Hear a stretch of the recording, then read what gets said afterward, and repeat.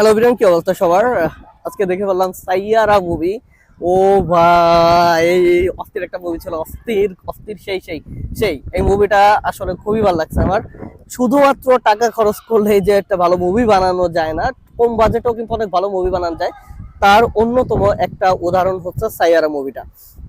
আপনারা যদি এই মুভিটা দেখেন, এই মুভিতে কিন্তু বাজেট খুবই কম ছিল, এবং এই মুভিতে যে নায়ক বা নায়িকা দুইজনই কিন্তু নিউ কামার, নতুন আসছে ইন্ডাস্ট্রিতে, এবং নতুন আসছে।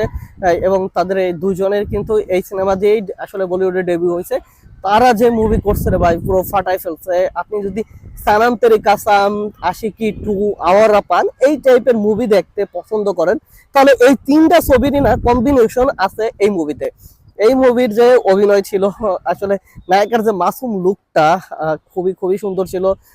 তাছাড়া যে এই ছবিতে কিন্তু নায়ক, তার ক্যারেক্টার ছিল ক্রিশ নামে। তো ক্রিশের যে অভিনয় আছে, ভাই অস্থির অস্থির লেভেলের, অস্থির লেভেলের একজন মানুষ, একজন তার প্রিয় মানুষকে কতটা ভালোবাসতে পারে এই মুভিটা দেখলে আসলে বোঝা যায় যে আসলে এই মুভিটা এতটা সুন্দর একটা মুভি, এতটা গোছানো একটা মুভি, যেই মুভিতে ইমোশন কানেক্ট করছে।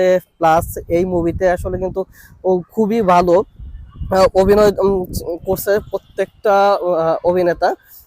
আপনি দেখলে বুঝতে পারবেন না যে এরা সবেমাত্র বলিউডে ডেবিউ করছে এবং এত ভালো সুন্দর, এত ভালো মানের অভিনয় করছে